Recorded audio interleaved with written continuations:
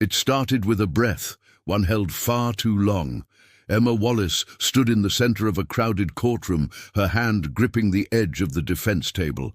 The fluorescent lights above seemed to dim, or maybe it was just her vision narrowing. She had delivered 1,000 opening statements in her career, but today, as the press surged behind the glass panels, as cameras clicked with predatory patience, something in her snapped. The breath escaped her lips as a gasp. Then silence. Then collapse. A tidal wave of murmurs swept the courtroom. Reporters scrambled. Phones were raised. Emma, the prodigy attorney who built her reputation on exposing corruption, had fainted in public on live television. 2 bailiffs rushed to her side, but her consciousness drifted somewhere far from the polished floor and the eyes of the world. Somewhere quieter, somewhere without judgment. She woke up not in a hospital, but in the back of a black sedan, her assistant driving in silence. "Where are we going?" she croaked. Julia's eyes flicked up to the rearview mirror. "Someplace you won't be recognized. You need to disappear, Emma, just for a while." Emma wanted to argue, to assert her strength, but found nothing to stand on. Not today, not after what she discovered about her latest client and about herself. 2 hours later, the car pulled up in front of a sleepy seaside village. No billboards, no luxury chains, no familiar faces. The air smelled of salt and pine. "There's a guest house and a place to eat," Julia said gently. "I'll come back when you're ready." Without waiting for a reply, she drove off. Emma stood alone, the sound of gulls circling above, waves crashing in the distance. The collapse had begun long before the courtroom. This was just the first time it showed. That evening, with the village blanketed in quiet fog, Emma wandered into a modest harbor cafe.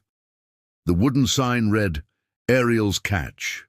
Inside, only a few locals ate in silence. She sat at the counter ordering tea. A man behind the bar looked up briefly, grey shirt, sleeves rolled, hands moving with calm precision. He wasn't young, but wasn't old. His eyes held no judgment, just presence.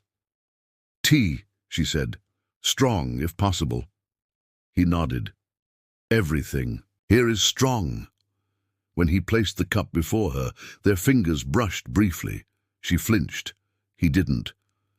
"You're not from around here," he said, more observation than question. "Just passing through." "People usually pass through when they want to forget something," he murmured, "or when they want to be forgotten." She didn't respond, but the words settled deep. He turned away, cleaning a glass with methodical calm. For reasons she couldn't name, Emma couldn't stop watching his hands. The next morning, she returned to the cafe. He was there again, just as composed. "Tea?" he asked. "Yes," she replied. "And maybe some answers today." He raised an eyebrow but said nothing. She sat at the same seat, letting the silence grow roots. "Do you live here?" she asked. "I sleep here," he said. "Living is something else." She laughed unexpectedly. "What's your name?" "Noah." She repeated it quietly, like testing the sound of a foreign word. They spoke little, but the silence became familiar. She asked about the ocean. He talked about tides and constellations, never about himself. There was no ring on his hand, no photos behind the counter, no social media presence when she checked. That night, she dreamed of being underwater, drifting in stillness, surrounded by eyes, but none of them were his. On her 4th visit, Emma left a $100 bill on the counter. "I'd like to buy your time. A walk, an hour. No obligations." Noah stared at the bill, then at her. "Some things shouldn't be bought," he said. "You don't even know what I'm offering." "Doesn't matter," he replied, not unkindly. "You're not the first to offer, but you might be the first to walk away without anger." She didn't walk away. Not yet. Back in the guest house, she called Julia. "Find out everything about a man named Noah. Lives in Seabreak, works at Ariel's Catch. Julia hesitated. Why? Because I need to know if what I'm feeling is real, or if I'm just chasing a mirage. Emma? Julia paused. Be careful. Real or not, he's already under your skin. The report came the next morning. No last name, no records, no tax history. The cafe's owner had inherited it 5 years ago.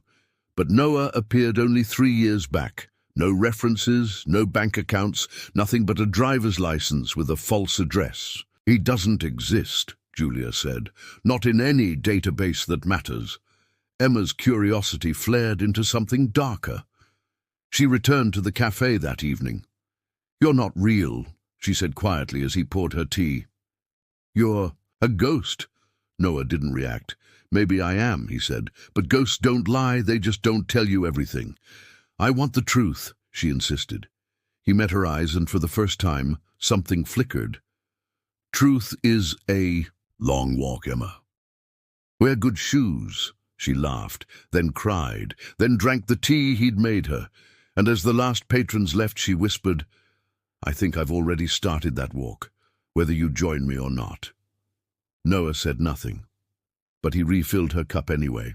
The next morning, the fog rolled in heavier, as if the ocean had secrets it wasn't ready to reveal.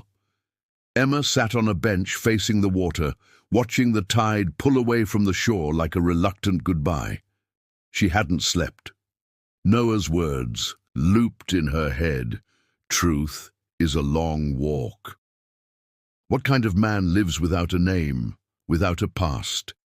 And why was she, of all people, feeling tethered to that silence? By noon, she was back at Ariel's Catch.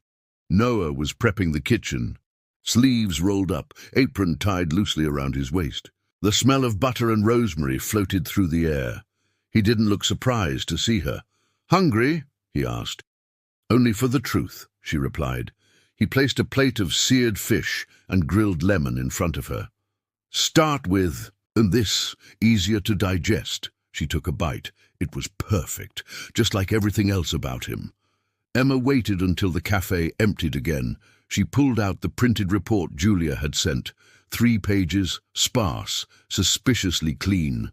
She slid it across the counter. Noah glanced at it, then at her. This was a mistake, he said quietly. But you knew I'd do it, she countered. So why aren't you angry?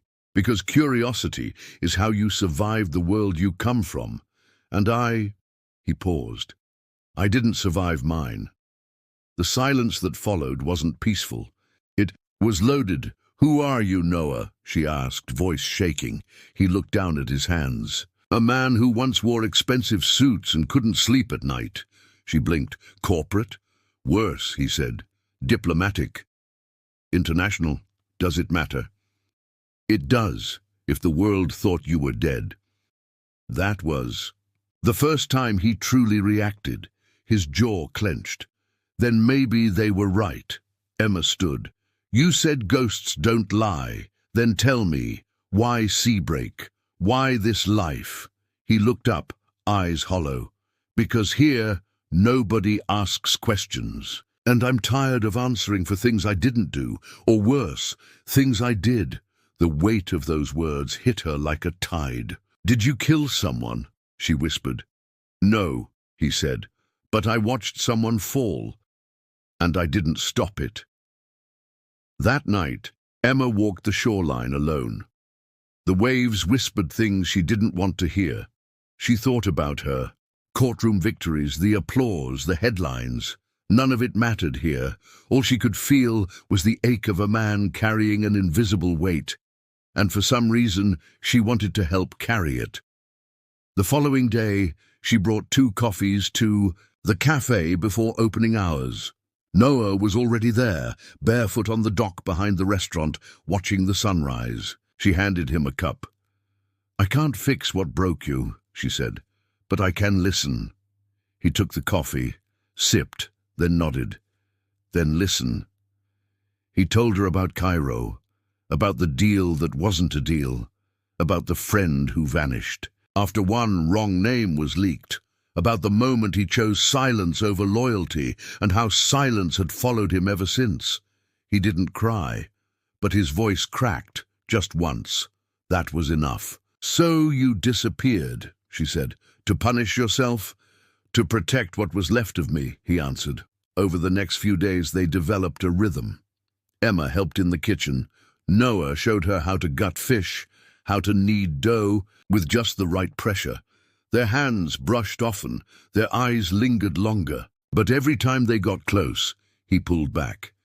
"You're not like them," she said one evening. "You don't want anything from me." "I want something," he admitted, "but I don't trust myself to have it."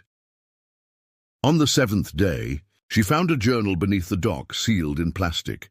It was his, or at least it had his handwriting. Inside were letters, unsent, messy, confessional. One read, "I don't know how to be loved by someone who sees past the wreckage." Another, "If I told her everything, would she still sit at the counter tomorrow?" Emma read until the ink blurred from her tears. That night, she didn't go to the cafe. She waited outside near his boat, unsure of what she wanted. At midnight he appeared, hands in his pockets. "You read it." "I did." "Then you know." "I know you're afraid of being seen." "And you?" he asked. "I'm afraid of never seeing you again." His expression changed, softened. "Then stay," he said. "But if you stay, I have to tell you the rest." Emma nodded slowly. "Then tell me. No more hiding." Noah took a deep breath. 3 years ago, a man died because I tried to be a hero. I thought the truth would save him, but all it did was bury us both. The wind picked up. The sea churned. Emma stepped closer. "Tell me his name." Noah exhaled. "His name was Jacob, and he was my brother." The sky over Seabreak turned steel grey the next morning, as if echoing the heaviness in Emma's chest. The revelation from the night before lingered like ocean mist, thick and hard to shake. Noah had a brother, past tense, and the death of that brother wasn't just a distant wound. It was the origin of Noah's silence, his exile, his ghost-like existence. Emma waited for Noah outside the cafe, the morning cold biting her skin. He arrived without surprise. "Walk with me," he said. No apron, no dishes. Just him and the weight of a name that had finally been spoken. They walked in silence until they reached a rocky cove hidden from the village. There, Noah sat on a driftwood log, eyes on the horizon. "Jacob was younger," he began, his voice low, "but wiser in ways I never understood. He used to say, diplomacy was just a prettier word for manipulation. I laughed at him until I realized he was right." Emma listened, holding back questions. "We were working for different branches of the same machine. I brokered peace, he followed the paper trail. Then one day, he stumbled on something he wasn't meant to find." Noah leaned forward, resting his elbows on his knees. "Money, lots of it, disguised through fake NGOs, routed through conflict zones, all under the pretense of humanitarian aid. Jacob brought it to me, expecting I'd help him expose it. I didn't."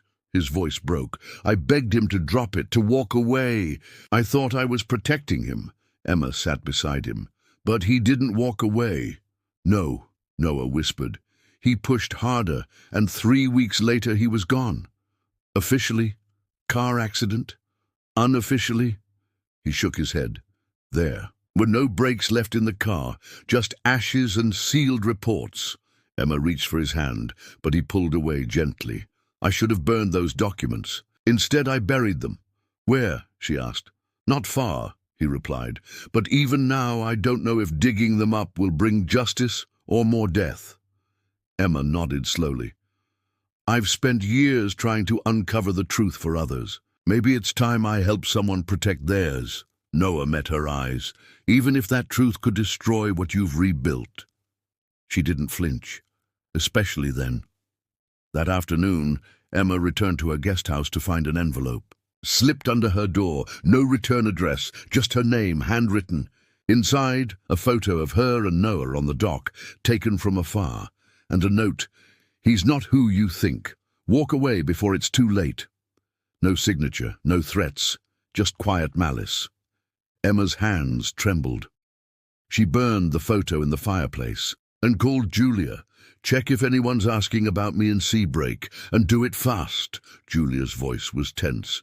"We may have a problem. There's been a spike in web traffic around your name. Not trolls, government servers, high-level pings." Emma's stomach turned. He was right, they're watching. She rushed to the cafe, only to find it closed, locked. No sign of Noah. Her heart pounded as she checked the dock. His boat was gone. Panic rose. She called his phone. No answer. Then she saw it, a small rock placed where he usually sat on the dock with a note underneath. "Trust the silence. Follow the cove. N." Emma didn't hesitate. She hiked along the cove trail until the cliffs narrowed into a path barely wider than her shoulders. At the end, a hidden cavern entrance, partly sealed by driftwood. She ducked inside and found him, sitting by a fire, surrounded by waterlogged boxes and plastic-wrapped folders. "You weren't supposed to follow me," he said. "You asked me to trust the silence." "Not ignore it," she replied. "Are these—" She gestured to the boxes. Noah nodded. "Jacob's files, the real ones, copies of everything. I kept them here, off-grid. Every page is a loaded gun." Emma knelt beside him. "Then let's choose our target." They spent hours sorting the documents, names, transactions, NGO fronts, contracts signed by governments, proof of a system built on the suffering of others. "We can't take this to court," Emma said. "They'll bury it, and us." Noah agreed. "We need something bigger, a platform they can't silence." Emma's mind raced. "There's a journalist, Renata Singh, independent, global reach. She owes me." Noah's eyes narrowed.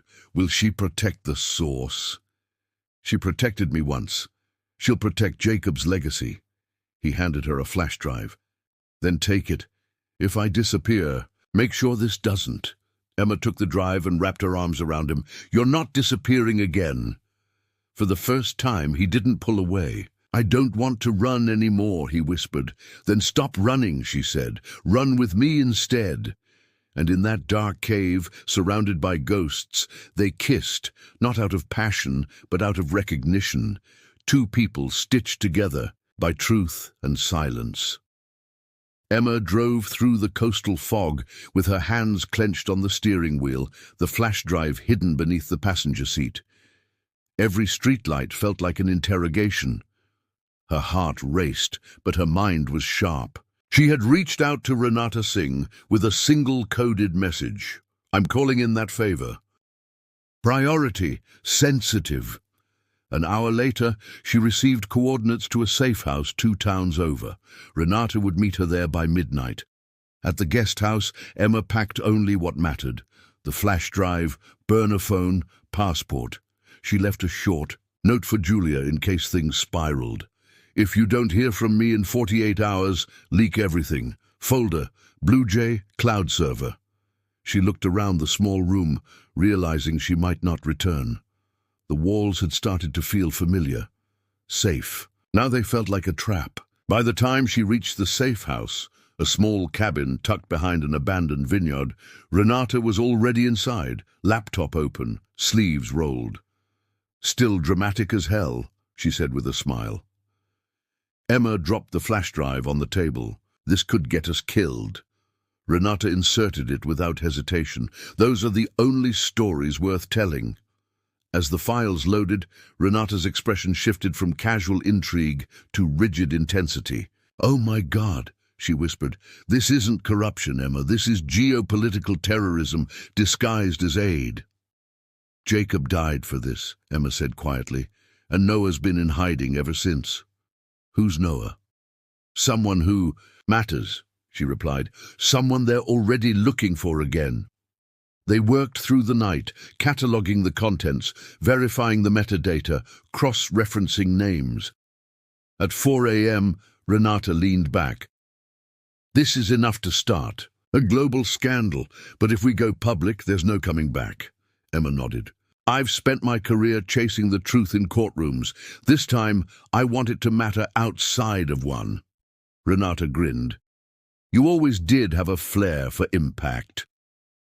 Back in Seabreak, Noah walked the edge of the dock like a man checking for ghosts. He could feel the eyes on him, watchers he couldn't see. He knew disappearing again might be safer, but it wouldn't be right. Not anymore.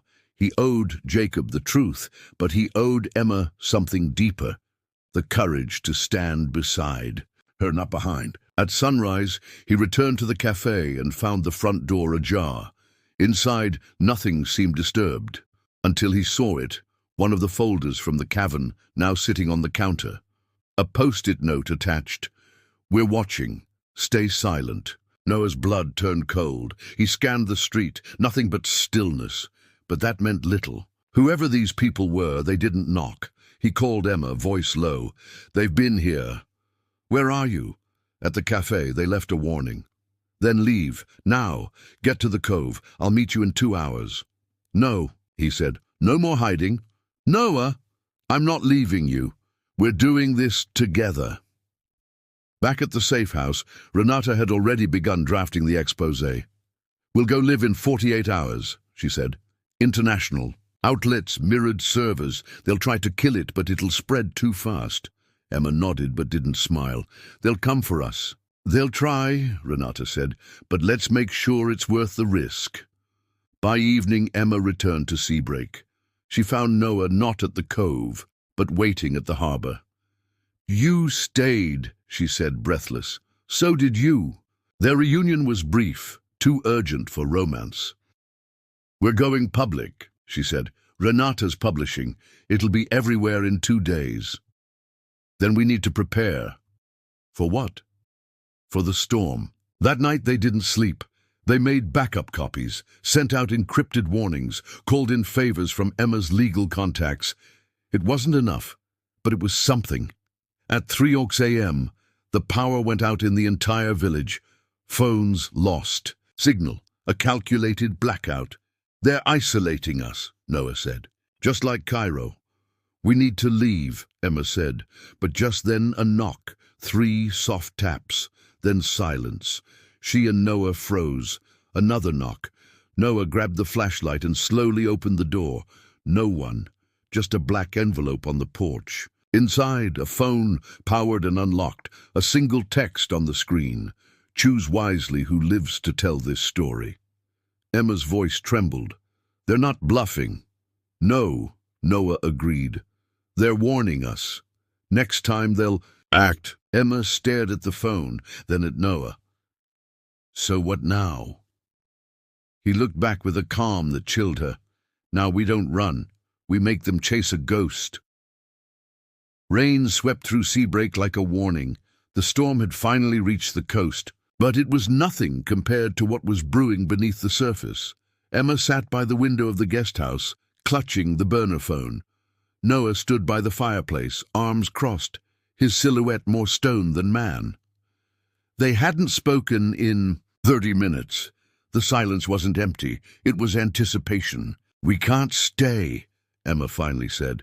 They're watching us, monitoring every step. If they know where we are, we have to assume they've seen the files too. Noah's response was slow, deliberate. Then we don't stay. We lead. Them somewhere they think will be desperate to run. Emma turned to him. You want to bait them? Not bait, he said. Bury them. And they drove north before dawn, the car loaded with decoys, burner drives, misdirected messages scheduled to ping locations miles away. Their destination, a coastal observatory, long abandoned and high enough to intercept any approaching threat. From its crumbling walls, they could see the sea on one side, forest on the other. It would be their last stand, if it came to that. Renata's message arrived at noon. Going live in 18 hours. Press is ready. Global servers greenlit. Stay. Hidden. But there was no hiding, not anymore. Emma sent a single reply. Don't delay. If we go dark, publish anyway.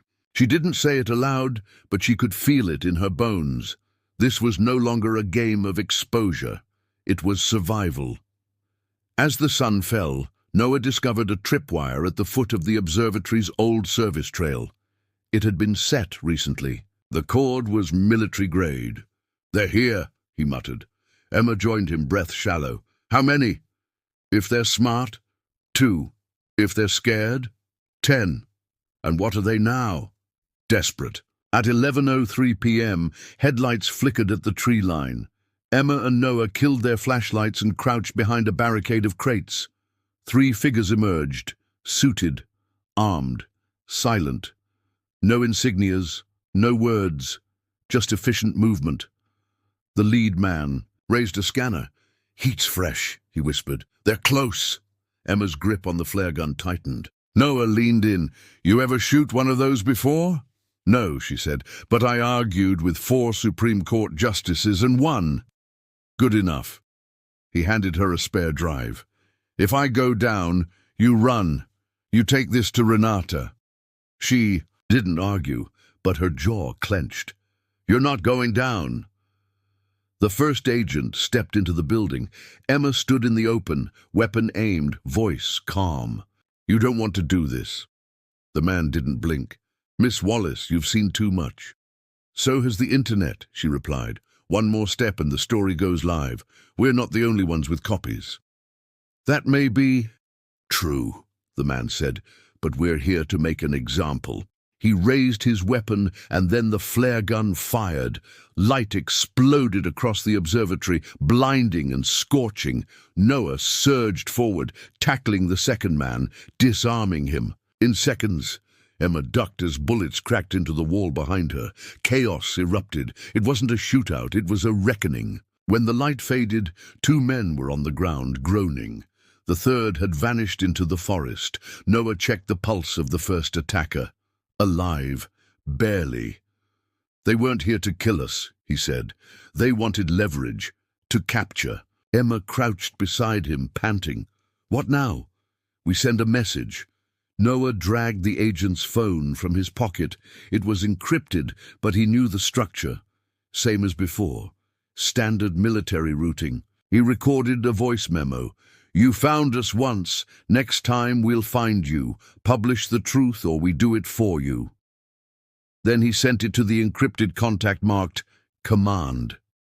They tied the men to a post and left a drive on their chest with enough evidence to implicate a dozen mid-tier officials. "Let them chew on that," Emma said. Noah nodded. "It's not the final blow, but it's a warning." They fled the scene before the sun rose, leaving behind only shadows and a story too big to silence. Back at the guest house, Renata called. "They intercepted the signal. We're trending in 7 countries. Hashtag Dark Jacob Files is everywhere." Emma exhaled. "And the people behind it?" "On the run, but not gone. This was round 1. Noah took the phone. "Then we hit back. Harder. Brighter." Renata's voice sharpened. "You're ready to go public?" "We're all ready." "Public," Noah said, "but we're not finished until the world knows Jacob's name." Sunrise over Seabreak looked different after a gunfight.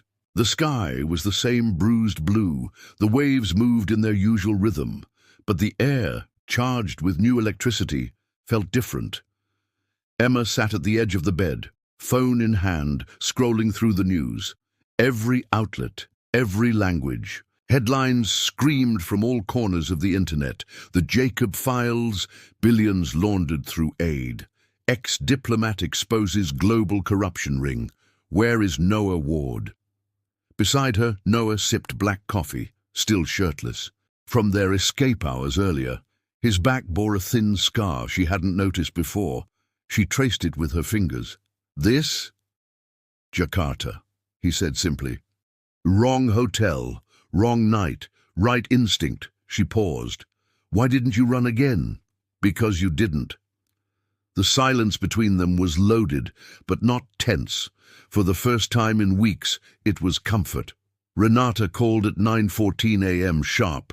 "You two are on fire. The story's everywhere. We've got independent auditors, legal watchdogs, even UN reps poking around now. But it's not all applause. Some countries are denying everything. Others are blaming each other. A few are calling it a smear campaign orchestrated by rogue assets. That's us? Emma asked. Apparently. Good, let them sweat. Noah took the phone. Any retaliation? Oh yeah, Renata said. Anonymous threats, denial of service attacks, but we've got redundancy. Mirrors in 20 countries. This genie isn't going back in the bottle. And the files?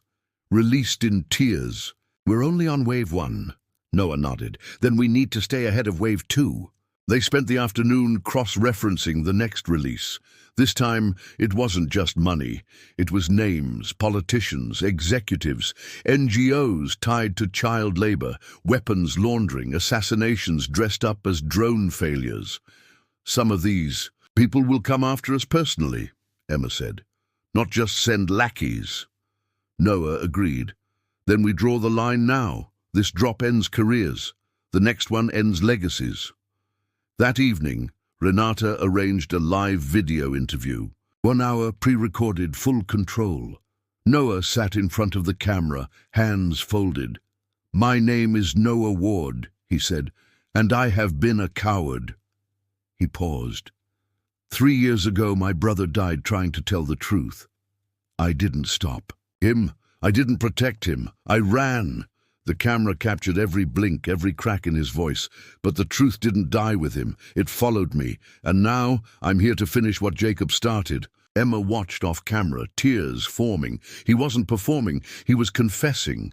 This isn't about revenge, Noah continued. It's about responsibility. You deserve to know where your money goes, who's behind the suffering you're told is being relieved, and what justice really means. He ended the video by holding up a photo of Jacob. He died nameless. Let the world remember his name. Within an hour of posting, the video crossed 2 million views. Then 4, then 10. Celebrities retweeted. Whistleblowers came out of hiding. Anonymous sources began emailing Renata with additional evidence. Jacob had become a symbol, a martyr for justice. The world, it seemed, was finally listening, but with attention came consequences. At 2:32 a.m., Emma received a call from Julia. Her voice trembled. They froze your accounts, everyone. Emma blinked. What?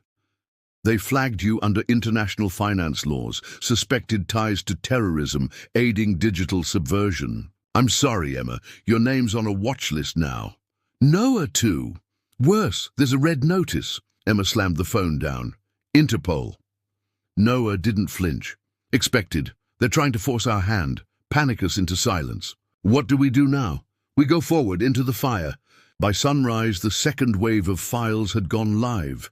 This time, Emma attached her name to the release. Emma Wallace, Escapos, former federal prosecutor. The world now knew not just the data, but the faces behind it. Noah posted a short clip. Come for us if you must, but don't forget why you're afraid, because we told the truth. That afternoon, a letter arrived. Hand-delivered by a child. No return address. Just 2 words written in scrawl. Run, now. Emma's heart thudded. Who? Noah examined the handwriting. His face darkened. Only one person writes like that. Who? She asked. He looked at her, a shadow crossing his face. The man Jacob tried to expose, the one pulling strings behind it all, my mentor. Emma stepped back. You never said, because if he knows I'm alive. Noah trailed off. Then it's not just a warning. It's a countdown. They left Seabreak by nightfall. No goodbyes, no trail, just tire tracks dissolving into the fog. Emma's heart pulsed like a siren the whole ride. Noah was quiet, too quiet. She didn't press, not yet, not while adrenaline was still a currency. They reached a forested back road. 2 hours north, ditching the car and continuing on foot toward a cabin Renata's contact had offered. Off-grid, cold, silent. This place gives me war movie vibes, Emma said. We're in one, Noah replied. They lit no fires, turned on no lights, just blankets, silence, and paranoia. Noah finally spoke. His name was Elias Crane. Emma sat up. The man behind it all? He was a legend, Noah said. Taught at diplomatic academies, brokered ceasefires in places most can't find on maps. Everyone wanted to be him. So did I. Until Jacob.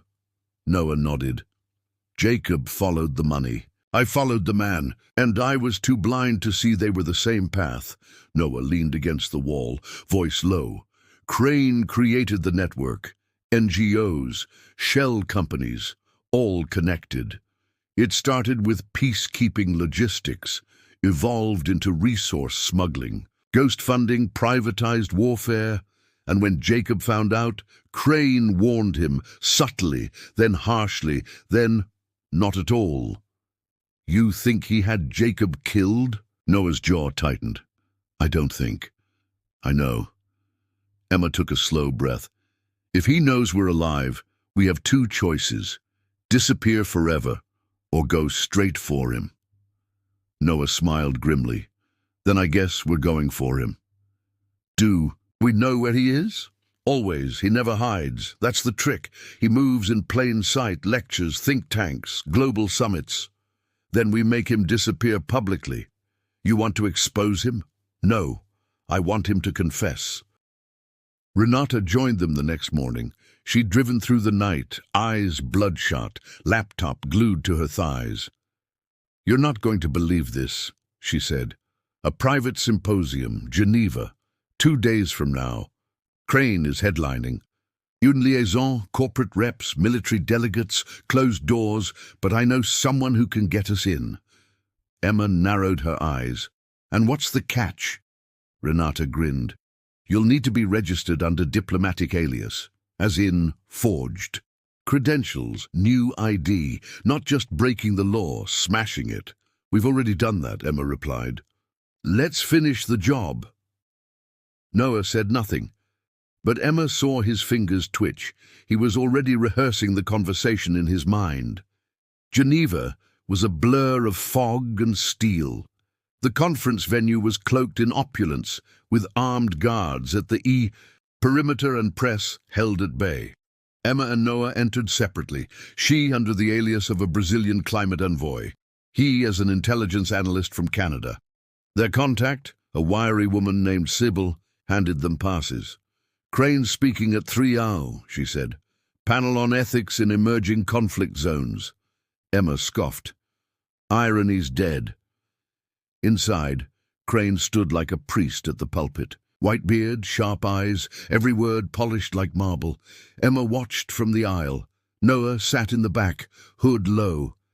Crane spoke of moral balance, humanitarian alliances, global stability. It was all poetry dipped in poison. When he finished, the room erupted in applause. Then, as the panel dispersed, Emma stepped forward. Mr. Crane, she said, may I ask a question? He turned, smiling politely. Of course. If Jacob Ward were here, what would you say to him? The room stilled. Crane's face flickered, just for a second. I'd say I'm sorry he died chasing ghosts. Emma stepped closer.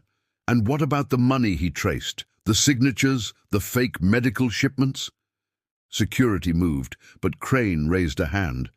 I'd say the world is messy, Miss Wallace, she said. Emma Wallace. The smile dropped. Crane's eyes narrowed. So you are who they said, and I'm not alone. From the back, Noah stepped into the light. Crane's face didn't change, but his body stilled. Well, he said, you've grown. You shrank, Noah replied. Or maybe the illusion did. The guards reached for them. I wouldn't, Renata said, stepping out with a press badge and 10 cameras on live stream. Unless you want this confession broadcast to half the planet. Crane smiled again, but it didn't reach his eyes. Then let's talk, he said, in private. They moved to a side room. Crane dismissed his guards, just the 4 of them now. You think you're heroes, he said, but truth doesn't build nations. It tears them apart. Then, let them fall, Emma said, better than foundations built on blood. Crane turned to Noah. This is your legacy. You were supposed to inherit it. Then I'll bury it, Noah said, with Jacob's name on the tombstone. Crane sighed. If this goes public, wars will start, markets will crash, thousands will die. Emma stepped forward. They already have. You just made sure no one knew their names. Crane leaned back. Then tell the world. Watch it burn. Noah raised his phone. Already did. You're trending. Even your wife tweeted it. Crane looked down. His hands trembled. Just once. He stood. This won't stop me. Noah stepped close. It already did. Crane left without another word. Moments later, sirens sounded. Interpol arrived. Not for Emma or Noah, but for Crane. Renata grinned. Tip-off from an anonymous source. You're welcome. They walked into the Geneva wind together, unchained. But Emma looked at Noah, concerned. You okay? He didn't answer immediately. Then, he called it a legacy. But Jacob, he called it a lie. Emma took his hand. Then let's build something real from the ashes. The storm had passed, but the world wasn't quiet. In the days after Crane's arrest, global media was a firestorm. Old secrets were resurrected, court orders spiraled, countries turned on their own officials. Renata's exposé shattered records. The Jacob files had become more than a scandal. It was a movement. People protested in front of embassy buildings. Investigations opened in 5 countries.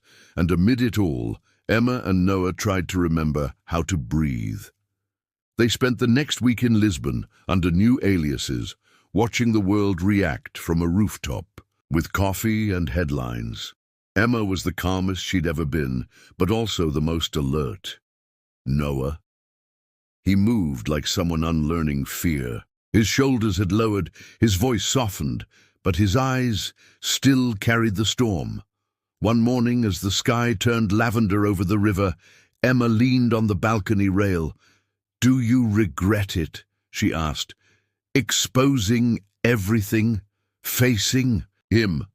Noah sipped his espresso. I regret waiting so long. I regret letting Jacob die without knowing I'd do the right thing eventually. He knew, she said. Maybe not when he left, but somewhere, somehow, he knew. Noah placed his cup down. What happens now? Do we keep hiding? Change names again? No, Emma replied. We've been ghosts long enough. I want something real. Like what? She turned to him. A foundation, in Jacob's name. Global transparency, whistleblower protection, media grants, everything Crane twisted. We unwind it. Noah blinked, caught off guard. You want to make his legacy the beginning of something good. Exactly. And what do we call it? The Ward Initiative, she said. It's time people remember both brothers. Noah looked away, trying to hide the emotion. You always go for the jugular, don't you? Only when it matters. That afternoon, Renata joined them with a contact from The Hague. Crane's fighting extradition, but it won't work. We've got more than enough to try him on international conspiracy and war crimes. Will he talk? Noah asked. He already has. He's naming names, but he wants a deal. Emma shook her head. No deals. Not after everything. Renata hesitated. He says he has something on Jacob, a file, a letter. Noah's face went pale. Where? He'll only show you. Not the courts, not the media, just you. He wants control again, Emma said. He wants closure, Noah replied, or revenge, but either way, I have to know. Emma didn't like it, but she understood. The past doesn't go away just because you're done with it. It has to be buried, not ignored. So, with security and cameras rolling, they returned to The Hague under tight surveillance. Crane was held in a reinforced cell. Still dignified, still dangerous. Noah entered alone, flanked by 2 guards. Crane sat like a professor waiting for a debate. You came, he said. You always did crave endings. I came for the truth, Noah replied. Crane slid an envelope across the table. Your brother sent this to me before he died. I never opened it. I thought it would be leverage someday. And now it's all I have left. Noah opened the envelope with steady hands. Inside, a letter handwritten. Jacob's voice lived in every word. Noah, if you're reading this, I probably didn't make it, and I'm sorry for that. But I'm not sorry for chasing the truth. You always said diplomacy was about knowing when to be silent, but sometimes silence is betrayal. If you're still alive, do what I couldn't. Make them listen. And if you do, know this. I always believed in you, not the diplomat, not the shadow, the brother, the man who could hold truth without flinching. Noah read the letter 3 times. Then he folded it neatly and stood. You kept this as insurance, he told Crane. But what you really had was proof that my brother had more courage than either of us. Crane didn't reply. For the first time, he looked old, defeated. Emma waited outside the glass chamber, her arms crossed. Did he say anything? No, Noah replied, but Jacob did. He held up the letter. And that's the only voice I care about now. Back in Lisbon, they launched the Ward Initiative. It started small, just 3 people, an online, a portal and the full archive of the Jacob files. But within weeks, emails flooded in, stories, names, evidence, victims who were now ready to speak because someone else had spoken first. The silence had cracked. Emma stood in the new office one evening, bare walls, humming laptops, soft music in the background. She watched Noah hang Jacob's photo on the wall. You okay? She asked. I'm not running anymore, he said. So yeah, I think I am. Then he turned to her, heart in his eyes. I don't know what comes next, but I know who I want next to me for it. Emma smiled. Then stop talking. He pulled her close, and for once, the world outside the gym room stopped spinning. No threats, no masks, just them. The Ward Initiative took flight faster than anyone expected. Within 2 months, it had regional chapters across 5 continents. Leaks poured in. Anonymous tips, internal documents, voice recordings of hushed deals made behind mahogany doors. Emma curated a team of lawyers, data analysts, and digital security experts. Noah surprisingly found himself mentoring idealistic interns. Don't romanticize whistleblowing, he told them. Truth doesn't always set you free. Sometimes it just sets fire to everything. They were invited to speak at universities, at summits, even behind closed doors at the UN, but Emma kept them focused. No red carpets, she insisted. Just results. Yet for all their vigilance, they never saw the next hit coming. It arrived not through violence, but through corruption's favorite tool, doubt. One morning, as Emma sipped her coffee at the Lisbon office, Renata stormed in with her laptop open. You need to see this. Now. On the screen was a video released by an anonymous account claiming that the Jacob files were fake, edited, manufactured. It showed spliced footage, blurred metadata, and mocked the Ward Initiative as a psyop. Emma's face darkened. Where did this come from? Russian server, Renata said, jumped through 15 proxies. And it's spreading like wildfire. We knew this was coming, Emma muttered, but not this early, not like this. They're trying to control the narrative, Noah added. If they can't kill us, they'll kill trust. They called an emergency meeting. The team was shaken. If the public loses faith in the files, we lose everything, said Tara, their cybersecurity lead. They don't need to prove it's fake. Just make people wonder. Emma nodded grimly. Then we don't defend. We counterattack. That night, they released a transparency toolkit, open-source verification methods, digital signatures, independent cross-referencing. It was bold, raw, unpolished, and it worked. Within hours, online communities were fact-checking the propaganda video and debunking it in real time. Still, the damage was done. For some, doubt had already taken root. 2 days later, Noah received a package. No return address. Inside was a USB drive labeled Echo. He played it in a secure machine. It wasn't a video, it was audio, a voice he hadn't heard in years. Jacob. If anyone's hearing this, it means I didn't make it. Or maybe I did, and I just can't speak anymore. This file, it's not for courts, it's for conscience. Emma entered the room mid-playback. She didn't speak, she just sat and listened. Jacob's voice trembled. I found a room, no doors, no windows, just cables and names, millions of dollars wired in loops, fake aid, fake medicine. Crane's fingerprints were everywhere, but someone else's were deeper, embedded in the system. The audio crackled. If you dig, you'll find her name. But don't trust her, not even if she says she's on your side. Emma's brow furrowed. Who is he talking about? The file ended abruptly. Noah stared at the screen. He never named her. Then we find her. If she exists. She does, Emma said. You don't record something like that unless you're afraid of someone still breathing. Renata joined them that evening. She looked exhausted. I think I found her, she said, dropping a manila folder. Inside, photos, transcripts. A name circled in red, Clara Desai, senior advisor at the World Peace Coalition, appeared in 3 of Crane's old operations, known publicly as a reformist. Privately, not much known at all. Emma paced the room. She's been on every reform panel, every whistleblower commission. She's the insurance policy.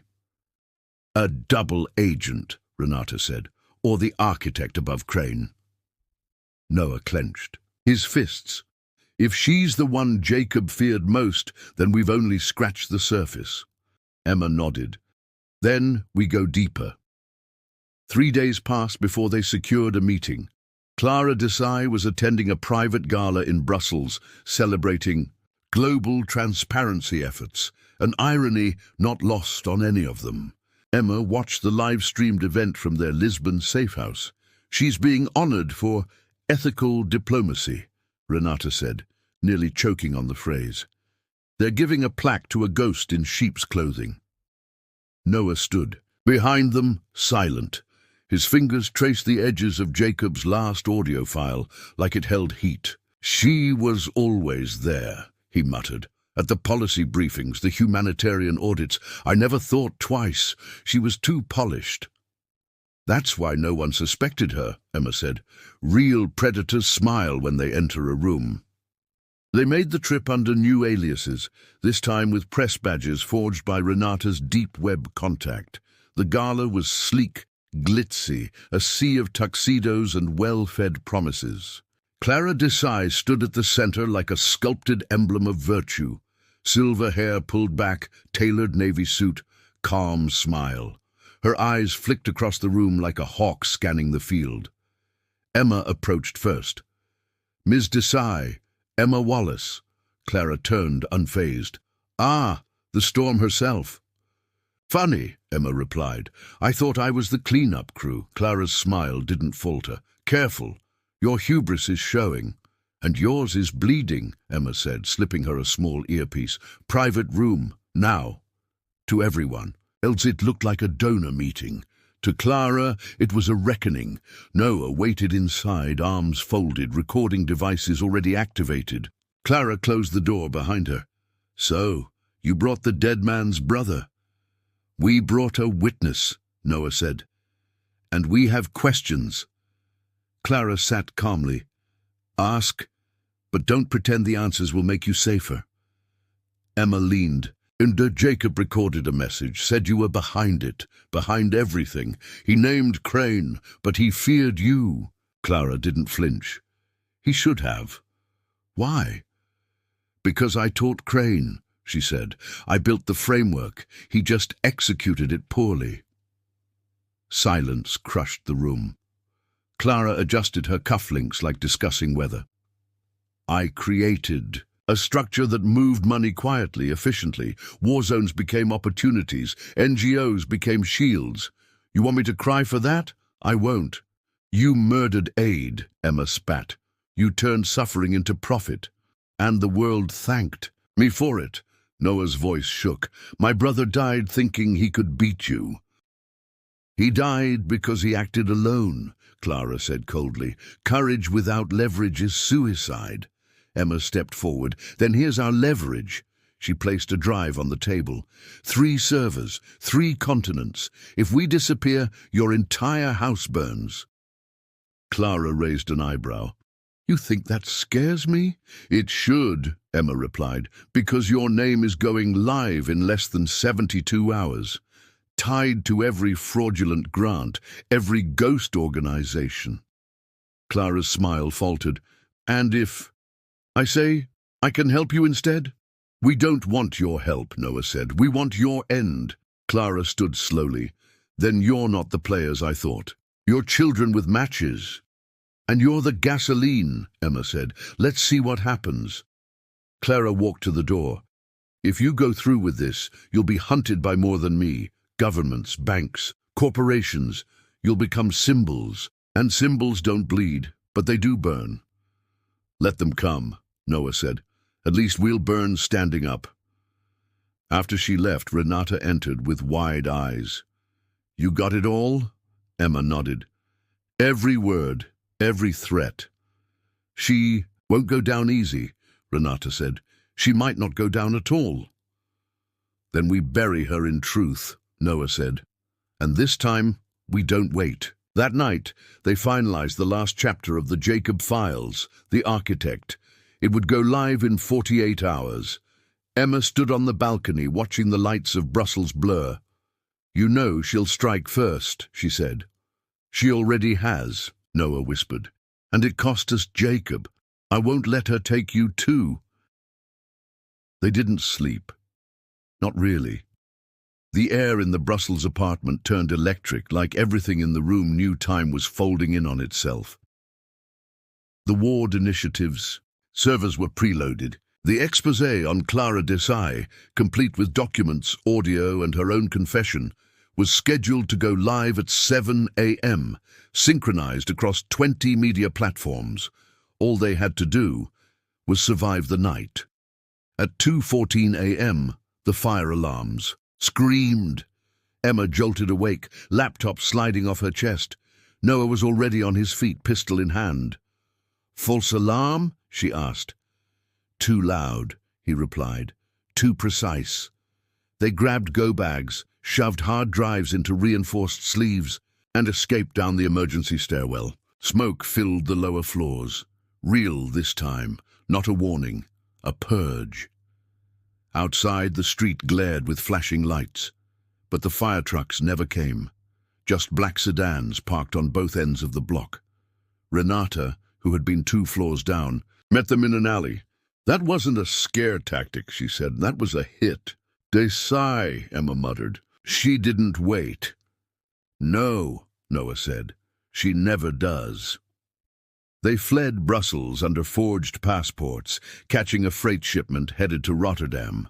Huddled between crates of medical supplies and old furniture, they finally exhaled. The upload is still scheduled, Emma said, breath fogging. As long as the servers hold, the world gets the truth. Noah looked at his brother's photo. It's not just about exposing her, it's about proving Jacob was right, that he mattered. In Rotterdam, they stayed with an old ally of Emma's from her courtroom days. The man, a retired judge named Theo Renz, didn't ask questions. My house is yours, he said simply. Just tell me when it's over. They used his attic as a control room, cables, routers, signal scramblers, an entire digital warship built from scratch. 6 hours before the scheduled release, a message hit every one of their secure lines at once. Call off the drop, or Emma Wallace dies. You have 1 hour. Attached was a photo. Emma on the street in Brussels. Time-stamped. Minutes before the fire. Noah's knuckles turned white. She's tracking everything, even the shadows. Emma remained calm. Let it drop. I'm not bargaining with the architect of a massacre. If we go silent now, Renata said, this becomes legend, and legends fade. But if we finish this, we change the rules forever. Emma looked at the screen. Then we finish it. The next hours were madness. Multiple nodes were hit by DDoS attacks. 2 partner platforms went offline. One of their journalists was doxxed. Renata's backup account was flagged by a government watchdog and seized. They're trying to choke the arteries, Theo said, but the heart is still beating. Emma stood before the master terminal. Her finger hovered over the final authorization key. When I press this, there's no taking it back. And when you don't, Noah said, there's no Jacob. She pressed. At exactly 7 a.m., the architect went live. The story exploded. Documents of shell NGOs, whistleblower cover-ups, even international government grants laundered through Desai's own charitable fronts. The world gasped. News anchors stammered. Allies turned into enemies. Desai's face was splashed across every screen, no longer as a savior, but as a spider. They waited, not for applause, but for retaliation. Instead, silence. Until 9:47 a.m., when Clara Desai herself called Emma's encrypted phone. You win, she said. Her voice was steady, but you won't feel it for long. We're not afraid, Emma said.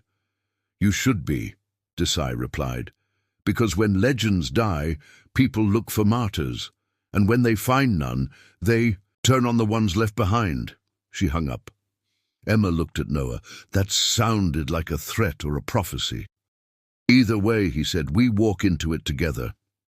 By nightfall, governments were issuing public statements.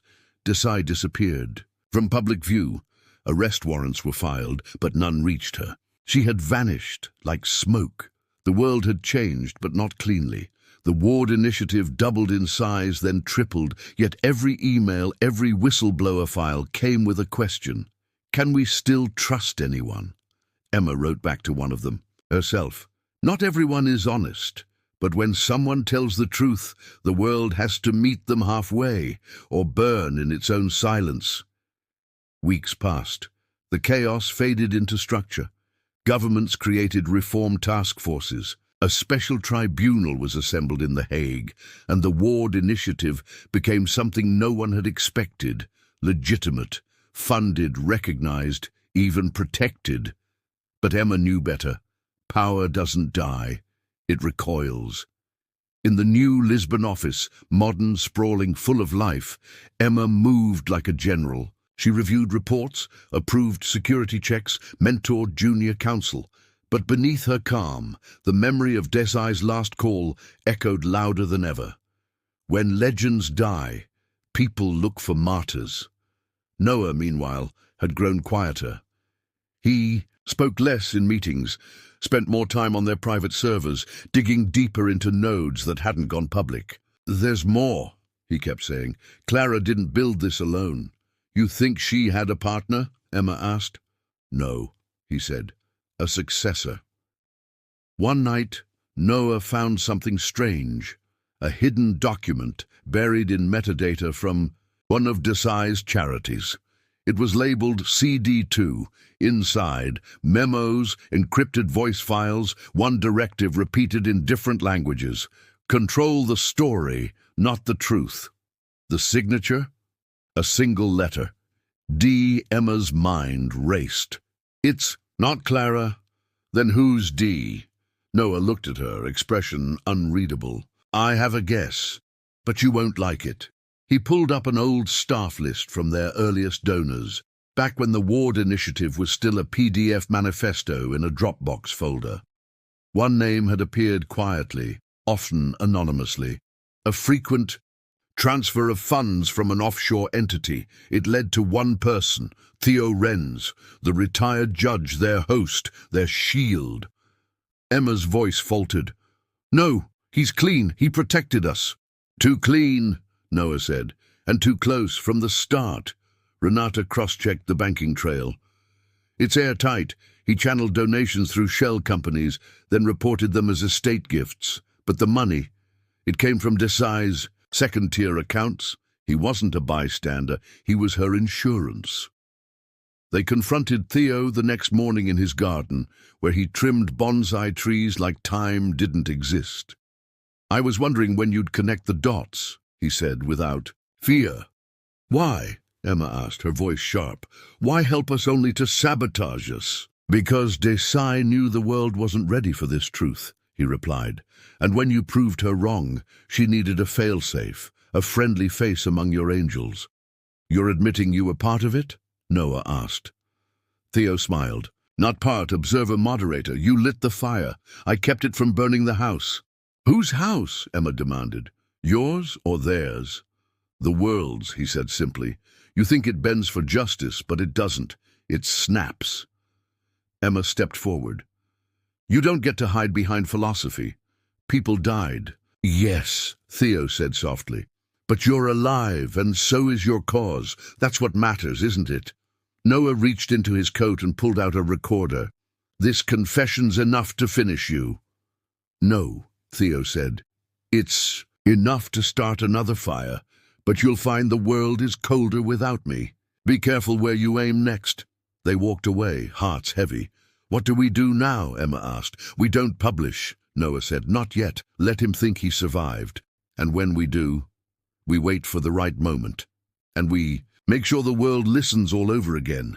Later, as Emma sat alone reviewing messages, she found one she hadn't seen before, sent 5 days ago. Anonymous. No text, just a photo. Jacob and Noah as kids. On the back wall, a woman. Familiar. Emma zoomed in. Her blood ran cold. Clara Desai, in the background, watching them, before any of this began. Emma whispered aloud, "This started long before Jacob ever knew it." And just like that, the past reopened. Bigger, darker, deeper than anyone imagined. The photo haunted Emma. She stared at it for hours, not just because Clara was in the background, but because of how natural it looked. She wasn't hiding, she wasn't lurking, she belonged, like family. That wasn't surveillance. That was presence. "This wasn't coincidence," she whispered. "She didn't find Jacob later. She raised the board before we ever saw it."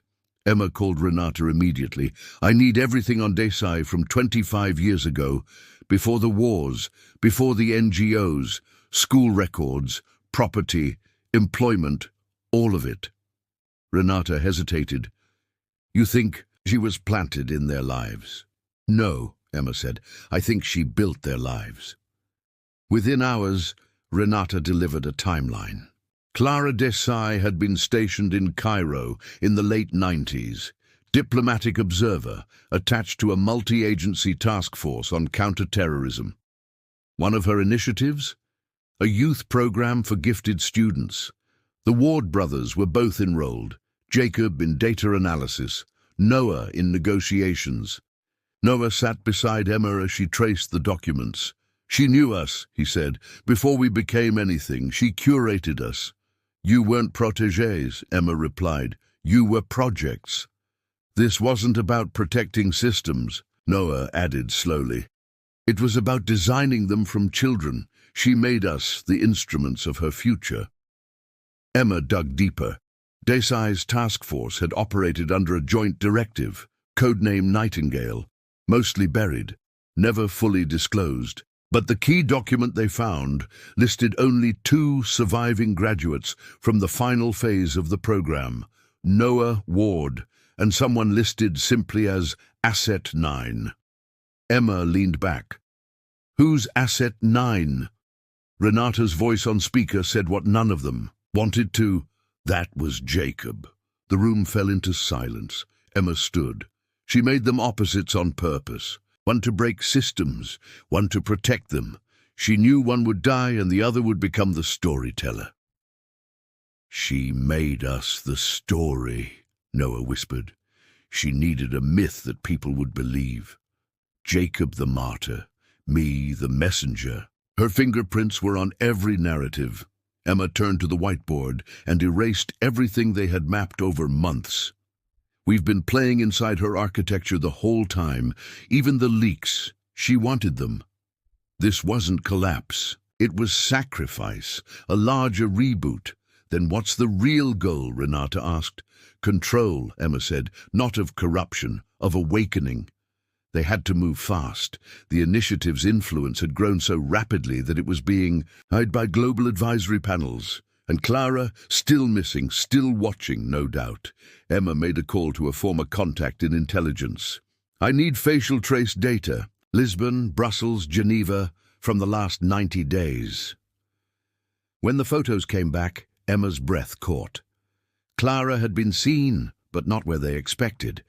Not near war zones or NGOs. She'd been inside tech campuses, funding think tanks, meeting with artificial intelligence pioneers. Noah furrowed his brow. She's not rebuilding a system, she's replacing it. Emma nodded slowly. She's feeding a new machine the old lies, teaching it how to filter truth like she taught you. She doesn't need to run the world anymore, Noah said. She just needs to teach something else how to do it for her. The realization hit hard. They'd dismantled her empire, but all they'd done was give her the perfect moment to pivot into the shadows of a digital future. Renata looked at them both. We go public again? No, Emma said. This time we don't release a story. We release her. What do you mean? We make the world see her before she finishes vanishing. Her face, her voice. We remind them she's real before she becomes invisible data. They crafted the broadcast overnight, a montage of Clara's rise, her real name, her aliases, her students, her secrets. You trained a generation to expose corruption while you orchestrated it, Emma said in the voiceover. But now, we're flipping the lens. You can't be the ghost in every machine, not anymore. The video was released at dawn. Within hours, Clara's name became synonymous, not with justice, but with manipulation. Commentators debated her methods. Survivors came forward. Even her old colleagues started leaking internal reports, emails, memos. But she still didn't surface. Emma stared out the office window as sunlight bled into the sky. She's somewhere. We can't see, she said, but she's still moving. Noah stood beside her. Then we stop watching her path and start following her footprints. It was Renata who found it first. Buried in the metadata of one of Clara's earliest NGO server logs was a dead link, outdated, flagged, and nearly erased. But to Renata's trained eyes, it wasn't junk, it was bait. Look at this string, she told Emma and Noah. It's not a code, it's a directive, a program trigger. The name of the file? God Protocol. Emma blinked. That's a little on the nose. That's the point, Renata said. She wants us to find this one, or rather, she wants someone else to think we did. Noah leaned in. What is it? Renata hesitated. It's an AI seed, not just code, a neural mirror. It's designed to learn from whistleblower behavior, how they think, how they act, how they leak, then adapt, then predict. Emma whispered, she's not just hiding in tech, she's uploading herself into its evolution, the God. Protocol was built across 3 shells, each one hosted on a private server routed through academic institutions Desai had funded years ago. The AI didn't just model information flow, it decided who to trust it with. Emma stared at the flowchart. It's building the next wave of informants, curated, selective, ones who will never think they're being used. Noah paced the room. This is Jacob's voice turned into a recruitment tool. His death wasn't the end of her system, it was her rebranding. Emma said softly, and you were the template. She studied me, Noah muttered. She used me to calibrate what truth looks like when it bleeds. They traced the protocol to a campus in Zurich, shielded as a tech fellowship program.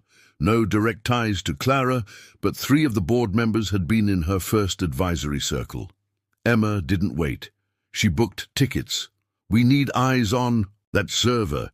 If we can clone the protocol, we can understand it, maybe even disable it, or hijack it, Renata suggested. Turn the mirror around. Zurich was cold and brutalist, grey stone and towering glass. The campus hummed with innocence, full of bright minds and sharper ambitions. But deep beneath the research center was a locked archive room, sealed with biometric access. That's where they found it, the AI core humming behind glass like an unhatched monster. Emma stared through the reinforced window. It's not just predictive, it's curating moral decisions. The files showed test cases, simulated whistleblower, dilemmas graded by the AI on ethical impact. Those rated too volatile were discarded. Others were given resources, groomed, elevated. The AI was playing God with truth. They had only 30 minutes before the intrusion logs would trigger a full system alert. Noah uploaded a kill switch Trojan, a program they'd been saving for months. If we pull this, he said, it all goes dark. Every thread Desai seeded vanishes. We shut down her future. But Emma hesitated. What if someone else builds it again, she said, with less moral ambiguity, more violence? At least this had limits. Noah looked at her. You're not suggesting we keep it? I'm suggesting we expose it, she said. The world can't fear shadows they can't name, but they can fear a machine that's already choosing their heroes for them. Renata's voice came through the earpiece. 10 minutes. If we're doing this, we do it now. Emma made the call. Initiate public drop, selective servers, no filters, let the world see God protocol. Noah slammed a palm against the desk. And if it's misused? Then we fight again, she said, but this time we name the rules ourselves. The upload began. It took seconds. Then the data cascaded into the open web. Documents, code, white papers, simulations. The AI's brain was now naked for the world. To dissect, 3 hours later the world erupted again. Tech ethicists screamed foul, governments panicked, conspiracy theorists rejoiced. But above all, the question began to rise. What is truth if a machine decides who gets to find it? That night, a new message appeared in Emma's inbox.